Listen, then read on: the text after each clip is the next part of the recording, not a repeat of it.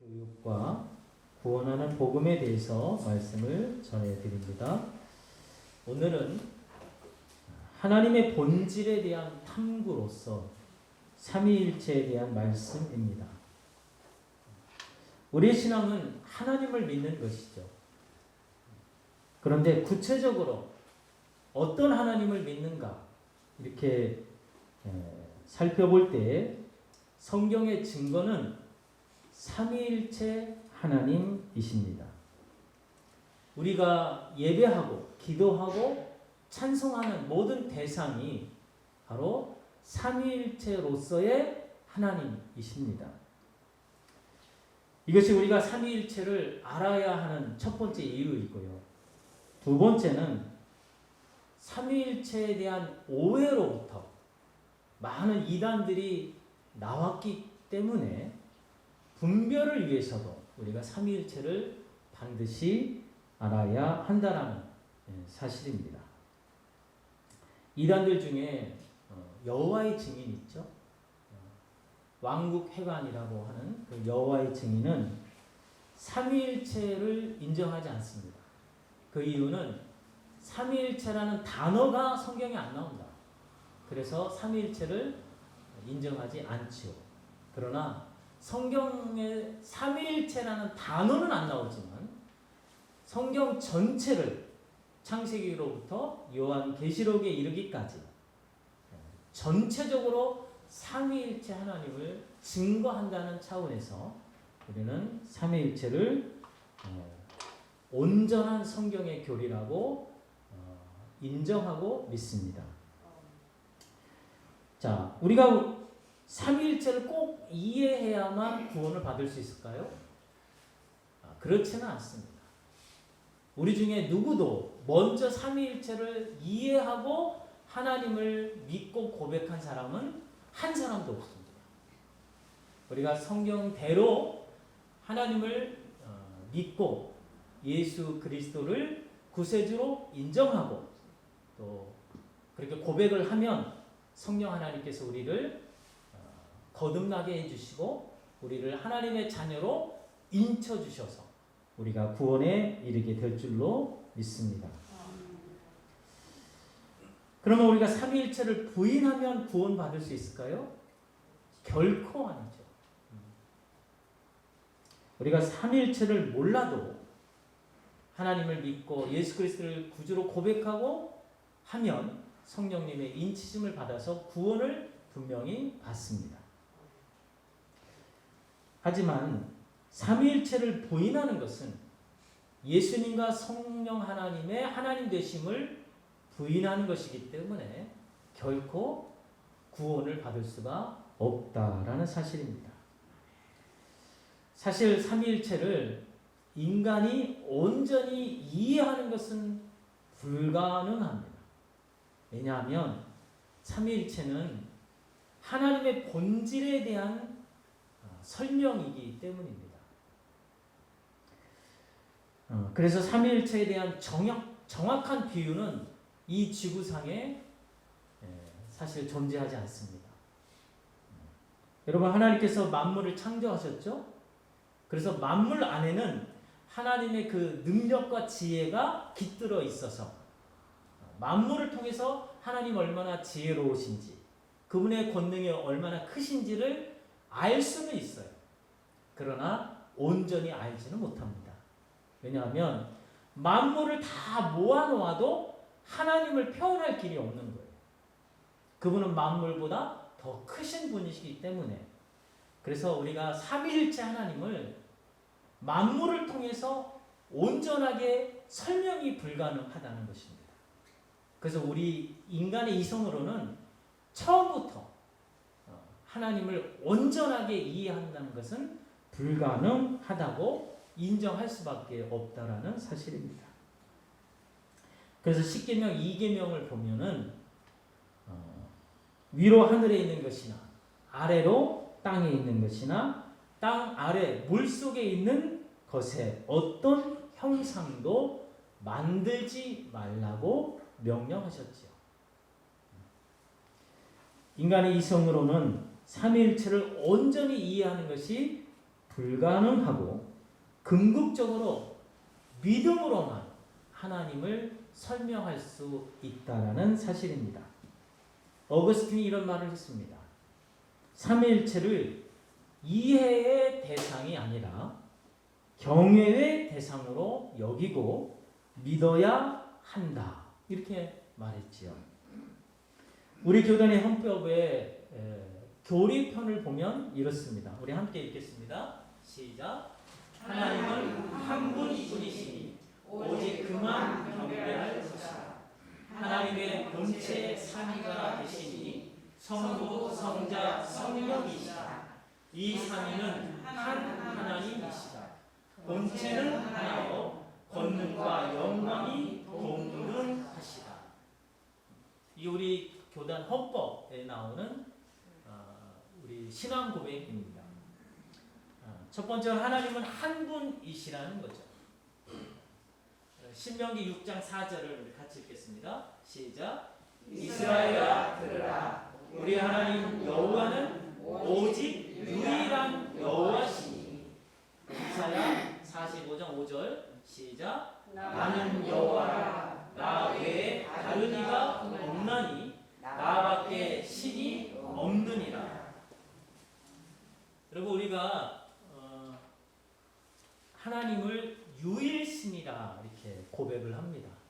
유일신이라는 것은 뭐냐면 신이 오직 한 분뿐이라는 거예요. 그래서 우리의 고백은 여호와 하나님만이 유일신이다 이렇게 고백하는 것입니다. 근데 이 유일신에도 분별이 필요해요. 유일신에 유대교 있죠. 그리고 이슬람교. 유대교와 이슬람교도 유일신을 고백합니다. 그러나 우리가 고백하는 유일신과 저들이 고백하는 유일신은 달라요. 이들은 구약에 나오는 성부 하나님만 유일신으로 고백합니다. 예수님과 성령님은 유일신으로 고백하지 않아요. 그러니까 우리랑 완전히 다르죠. 우리는 성부, 성자, 성령 하나님이 유일하시다. 이렇게 삼위일체 하나님을 고백을 합니다. 두 번째는 유일하신 하나님은 영원히 삼위로 존재하신다는 겁니다. 유일한 하나님이 삼위로 성부, 성자, 성령으로 존재하신다는 말씀입니다. 이것은 삼위 하나님이 연합과 구분에 대한 말씀입니다. 성부 하나님은 계획하시고 성자 하나님은 그 계획을 이루시기 위해서 순종하시고 성령 하나님은 성부와 성자가 이루신 것을 우리에게 적용하시죠. 그래서 이 하나님 안에는 이렇게 역할이 구분이 되죠. 하지만 통일성을 이루고 계십니다. 그래서 다른 말로 한다면 이 성부, 성자, 성령 삼위일체 하나님은 하나됨과 연합함이 있다. 이렇게 말할 수 있겠습니다. 그리고 세 번째로는 이 삼위 하나님은 본체는 하나고 권능과 영광이 동등하시다는 말씀이에요. 여기에는 차등이 있지 않습니다. 이단 중에 군주신론을 주장하는 사람들이 있어요. 군주신론. 이게 뭐냐면 하나님만이 100% 진정한 하나님이고 성부 하나님만이 성자나 성령 하나님은 하나님이시지만 성부보다는 조금 못한 하나님이다. 이렇게 이야기를 주장하는 이단들이 있습니다. 그러나 이에 대해서 교회는 성부, 성자, 성령 삼위 하나님의 본질과 능력과 영광에 있어서 차등이 없다. 동일하시다. 이렇게 고백을 한다는 것이죠. 그래서 삼위일체는 언제부터 고백하게 되었을까? 삼위일체의 유래를 보면은 구약의 신자들은 삼위일체라는 그 용어 자체가 없었고 몰랐습니다. 그저 성부 하나님 한 분만을 유일신으로 고백을 했죠. 그런데 예수님께서 오시고 나서 제자들이 예수님의 십자가 부활을 통해서 구원을 경험하게 되죠. 그래서 구원이라는 것은 하나님의 일입니다. 사람의 일이 아니잖아요. 근데 예수님께서 우리를 구원하셨잖아요. 그럼 예수님은 누구신가? 바로 하나님이시다 하고 고백하게 되었습니다. 즉 삼위일체는 이렇게 책상에 앉아서 머릿속에서 이성으로 고백하게 되는 그런 신앙 고백이 아니라 하나님의 그 구원의 경험을 한 사람들, 그 사람들이 고백적으로 하나님 예수님을 삼위일체 하나님이다 이렇게 고백하게 되었다는 사실입니다. 그리고 예수님께서 이제 부활하시고 승천하시고 나서 그분의 이제 동정녀 탄생이나 또 그분이 하나님께로부터 오셨고 또 승천하셨다는 이 사실에 대해서 여러 가지 공격이 있었습니다. 결정적으로 예수님은 신이 아니다. 그저 인간 중에 뛰어난 분일 뿐이다. 라는 이런 공격이 있었어요. 그래서 이런 공격에 대해서 예수님의 본질에 대해서 하나님과 하나다 하는 이런 신앙 고백을 하게 되었습니다. 그래서 삼위일체를 부정하는 사람들은 구원을 받을 수가 없다라고 이렇게 말씀을 드리는 겁니다. 자, 삼위일체라는 이 단어를 우리가 한번 분석해 보겠습니다. 삼위, 삼자는 셋이죠. 그리고 위라는 것은 인격을 말합니다. 그리고 일은 하나고 이 체, 우리가 보통 몸체라는 단어를 쓰는데 몸을 말하는 게 아니라 본질, 본체를 말하는 것입니다. 그래서 삼이라는 것은 하나님이 성부, 성자, 성령 세 위격으로 존재하신다라는 뜻이고 일체는 한 몸이라는 문자적으로는 한 몸이잖아요. 하나의 몸, 그렇죠? 근데 이게 아니라 한 공동체로 이렇게 이해를 하시면 됩니다. 하나의 본질, 그러니까 하나의 본체. 그래서 한 공동체 이렇게 이해를 하시면 되는데 이 삼위일체의 이 단어 중에서 가장 이해하는데 관건이 되는 게 뭐냐면 이 일체입니다. 일체. 그러니까 우리는 왜 뱀이 보면은 몸은 하나인데 머리가 두 개인 뱀 그런 거 봤잖아요. 사실 옛날에.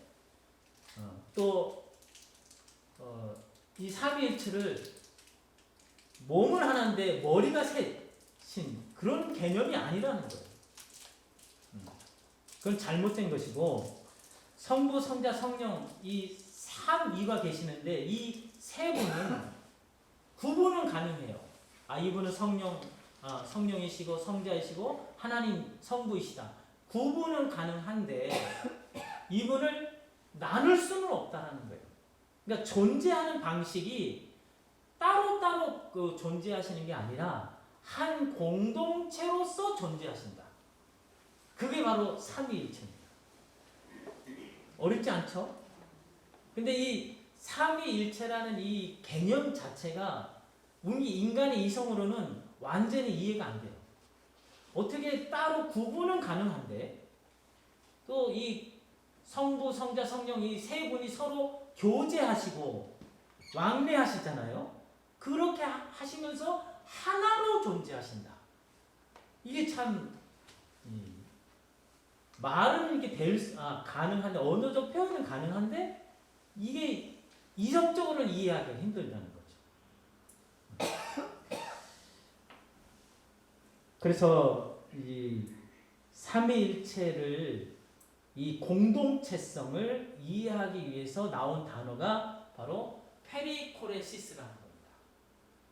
이걸 분해를 하면 페리라는 단어는 이제 우리가 배 이름에 무슨 페리호라는 단어를 쓰잖아요. 이게 페리라는 거는 이게 섬에서 섬까지 왕래하는 걸 말합니다. 왕래하는 거. 그리고 코레시스는 코러스, 그 합창이라는 단어 있잖아요. 코러스. 그 어원이에요.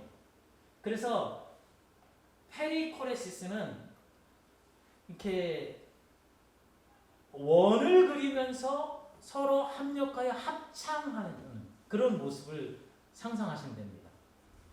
우리 민족이 이제 강강수월래 하듯이 손을 잡고 이게 막 노래하면서 춤추면서 돌잖아요. 그것처럼 페리코레시스가 성부, 성자, 성령 이 삼위일체 하나님이 한 공동체를 이뤄서 서로 이렇게 춤추며 하나됨을 이루고 계시다. 이렇게 이해하시면 되겠습니다. 그래서 서로 다르지요. 성부, 성자, 성령 서로 다르지만 이 세 분이 따로따로 존재하는 게 아니라 페리코레시스로 한 공동체를 이루면서 함께 춤추며 함께 노래하며 그래서 한 리듬을 이루고 있다는 거죠. 같은 리듬.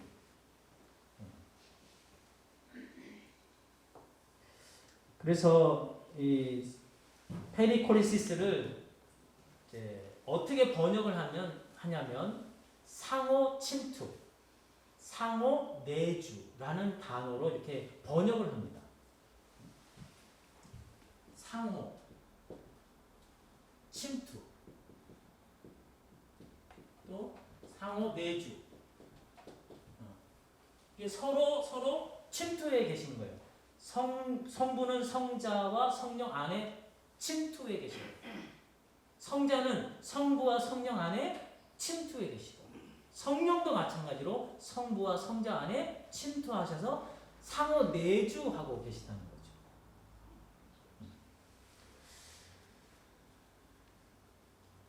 그래서 이 세 분이 세 인격으로 구분은 되지만 같은 생명과 정의와 평화의 믿음 속에서 하나 되어 함께 춤을 추신다라는 개념이라는 사실입니다. 우리가 이제 쉽게 우리 편에서 이해하기 쉽게 말할 수 있는 단어가 바로 부부는 일심동체다 하는 단어가 있죠. 남편과 아내는 분명 다른 인격이잖아요. 그런데 서로 결혼해서 한 몸을 이루고 또 오래도록 함께 생활하다 보면 같은 뜻을 이룰 수 있고 또 하나 된 공동체를 이뤄서 이렇게 사이좋게 부부로서 살 수 있게 되지요. 그런데 이제 남편이나 아내가 각자 자기 뜻대로 주장하면 어떻게 됩니까? 갈등이 생기죠. 다툼이 생기고 그러니까 하나됨이 깨지는 거예요.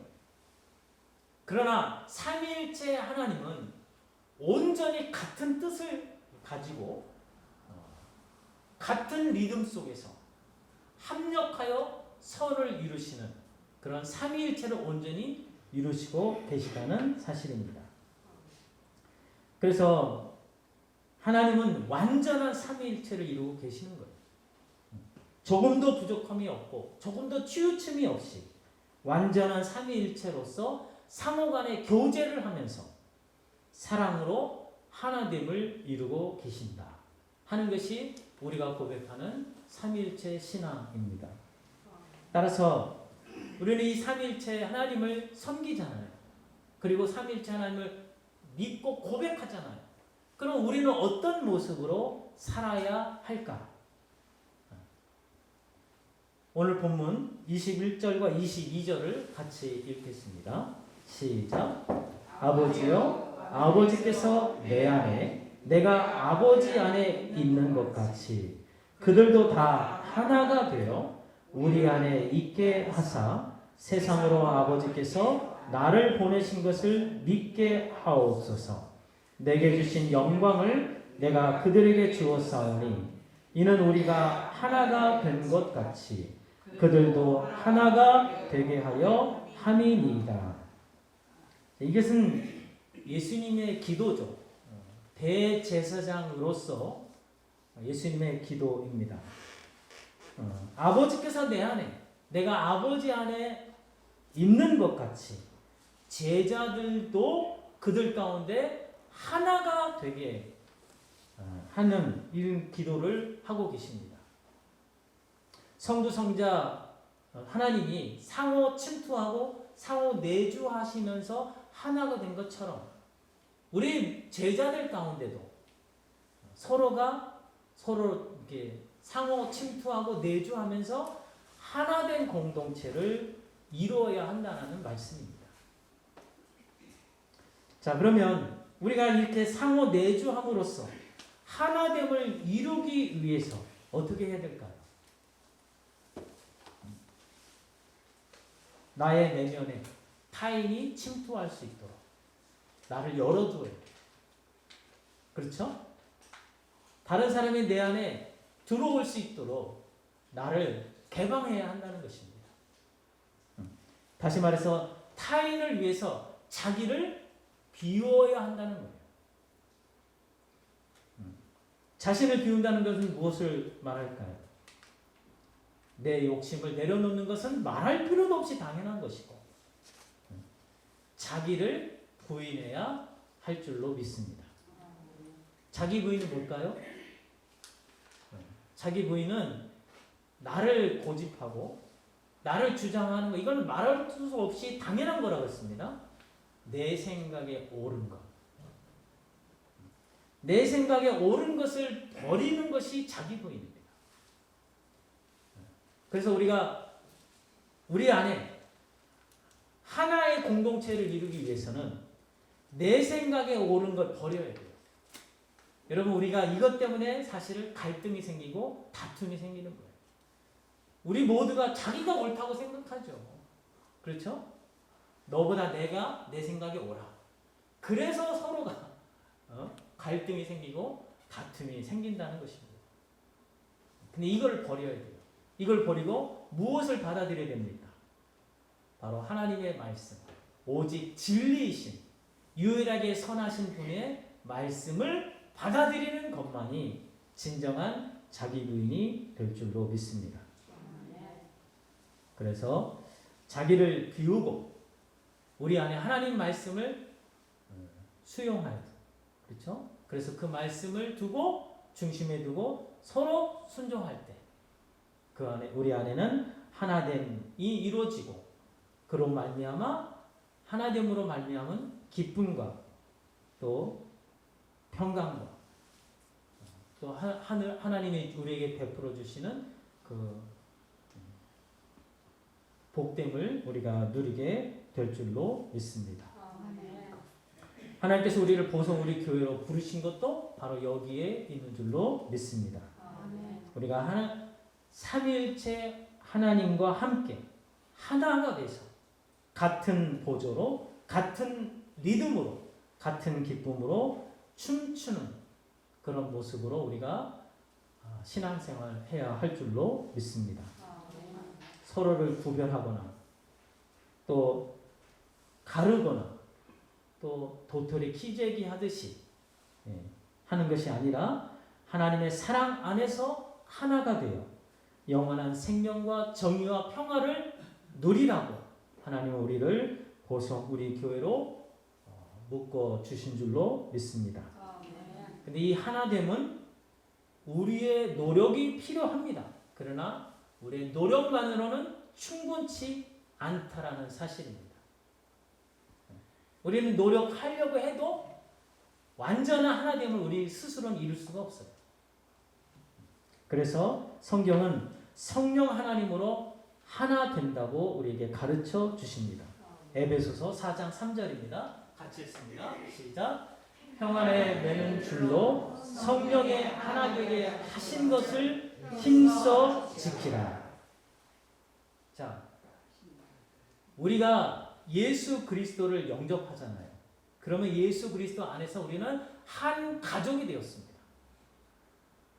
예수 그리스도를 머리로 하고 우리는 그분의 몸을 이루는 지체들입니다. 그래서 누구는 눈의 역할을 할 수도 있고 누구는 막 입의 역할을 하고, 누구는 귀의 역할을 하고, 누구는 팔, 다리 역할을 하는 거예요. 각자 받은 달란트대로. 역할이 다른 거죠. 그러나 우리는 한 몸입니다. 예수 그리스도를 몸을 이루고 있는 지체들입니다. 그래서 우리는 이미 하나가 되었어요. 그런데 이 하나됨을 우리는 어떻게 해요? 성령의 하나 되게 하신 것이라는 거죠. 성령 하나님으로 말미암아 하나 된 거예요. 근데 이것을 우리가 지켜내야 한다는 거죠. 어떻게 지켜내야 될까요? 하나 된 것을 힘써 지키라고 하잖아요. 어떻게 지켜야 할까요? 바로 자기를 부인하는 거죠. 그리고 하나님 말씀을 우리 가운데 받는 거예요. 그래서 그 말씀을 중심으로 우리가 서로 순종할 때 이 하나됨을 지키게 될 줄로 믿습니다. 우리가 각자가 자기를 부인하고 자기를 비우고 자기 유익이 아니라 타인의 유익을 구하는 이 사랑의 삶을 살아가야 하는 책임이 있다는 것입니다. 바라기는 여러분 모두가 이 삼위일체 하나님을 고백하면서 우리도 이 삼위일체 정신으로 믿음으로 우리가 하나됨을 힘써 지키며 서로 사랑하는 그러한 복된 공동체 되시기를 주님의 이름으로 축원합니다. 아멘.